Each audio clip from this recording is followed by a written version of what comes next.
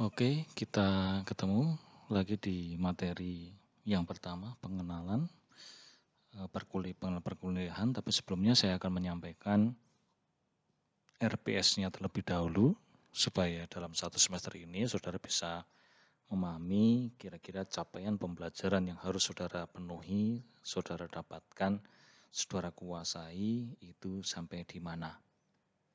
Untuk deskripsi mata kuliah ini merupakan pengantar atau bagian pertama dari 3 bagian mata kuliah pengauditan intern, yaitu pengauditan intern pengantar, pengauditan intern atau internal lanjutan, dan praktikum pengauditan internal.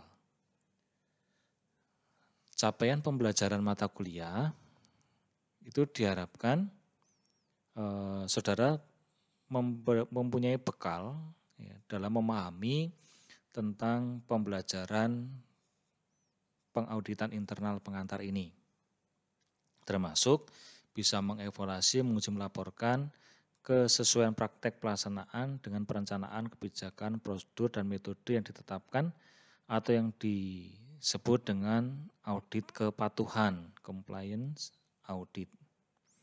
Lalu mengevaluasi nilai melaporkan kecukupan SPI. Ya, ini berkaitan dengan bagaimana perusahaan bisa mencapai tujuannya dengan efektif dan efisien. Lalu mengevaluasi nilai dan melakukan kinerja operasional organisasi secara keseluruhan.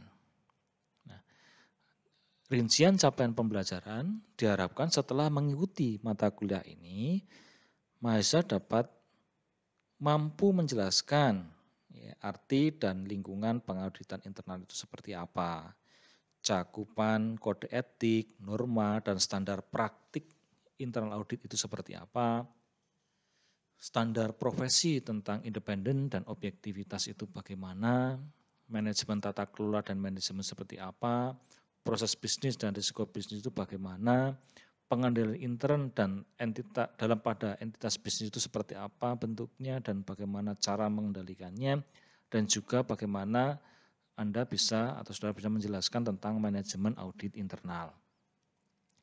Lalu untuk pertemuan-pertemuannya silakan saudara bisa cermati. Di sini juga ada materinya, ada sumbernya. Kalau WHP itu buku saya, nanti saya jelaskan. Tugasnya ada tugas kelompok dan ada RMK. Ada ringkasan mata kuliah. Kalau RMK ini nanti sifatnya individu, ya, tapi juga nanti ada yang bersifat kelompok, ya sifatnya kelompok atau diskusi kelompok atau presentasi kelompok. Sebelum mid semester dan sebelum ujian akhir, saudara diharapkan membuat video berkaitan dengan presentasi pada salah satu materi yang saya tetapkan. Materinya apa? Dan itu nanti diharapkan bisa membuat videonya. Caranya bagaimana membuat video ya nanti akan saya jelaskan pada kesempatan yang lainnya. Lalu buku-buku yang bisa digunakan untuk mempelajari, ya dipelajari, yaitu dari bukunya Pak Al-Harun Yusuf, ya Auditing, pengauditan berbasis ISA, Forensic Fraud itu karya dari Pak Karyono, lalu SCA dari Pak Kris Miyaji, lalu ada Internal Audit Assurance and Consulting Services itu dari Kurt, dan buku pengauditan internal pengantar dari bukunya saya. Buku saya bisa didapatkan di toko buku TPK depan UKDW. Nanti silakan saudara bisa membelinya. Lalu untuk gradasi nilai, untuk semester ini dan seterusnya akan ada perubahan gradasi nilai. Biasanya 85 ke atas itu untuk nilai A, itu untuk praktikum. Nah sekarang untuk praktikum dan mata kuliah teori itu sama. Untuk mendapatkan nilai A itu 85 sama dengan 85 atau 85 ke atas sampai dengan 100 dan seterusnya. Ini bisa dicermati. Untuk komponen nilai, presentasi atau tugas 30%, untuk ujian baik tengah maupun ujian akhir itu masing-masing 35%, totalnya 100%. Untuk presentasi saya jelaskan, nanti akan saya bagi kelompok-kelompok. Ya, kelompok-kelompok bisa 5, bisa 6, bisa 7 per kelompok. tergantung jumlah mahasiswanya berapa nanti dalam satu kelas. Nanti pada akhir ujian, sebelum ujian tengah atau ujian akhir nanti ada tugas untuk presentasi dalam bentuk membuat video.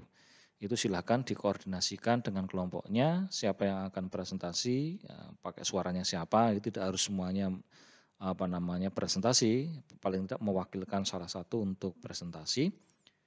Ya nanti jika bagus ya dari satu kelompok nilainya juga akan bagus. Lalu untuk ketentuan lain nanti akan saya sampaikan berkaitan dengan ketentuan-ketentuan lain ini. Ya, karena di sini nanti ada tugas individu, ada tugas kelompok dan sebagainya. Nah, saya berharap saudara bisa download dulu materi PPT-nya, ya, PPT PowerPoint presentasinya di print ya. Lalu saudara juga download video tutorial, sehingga pada saat saudara melihat video tutorial, saudara sudah bisa melihat mencermati PPT-nya. Dan nanti banyak sekali masuk informasi materi-materi yang saya sampaikan itu mungkin tidak tercatat di dalam PowerPoint, itu perlu saudara tambahkan. Dan biasanya ujian itu lebih banyak keluar dari informasi-informasi pada saat perkuliahan, tidak pada saat penyampaian materinya, tidak terbatas pada yang ada di PowerPoint atau catatan. Nah, sementara untuk RPS penjelasan ini silakan saudara mulai mendownload dan mencoba membaca-baca dan melihat video tutorialnya. Jangan lupa ketika presensi itu nanti akan menggunakan virtual kelas ya. Silakan di presensi pada jam-jam kuliah sesuai dengan jadwalnya. Lebih dari itu nanti presensi akan ditutup, dianggap saudara tidak mengikuti perkuliahan pada sesi itu atau pada pertemuan tersebut. Oke, terima kasih, selamat belajar.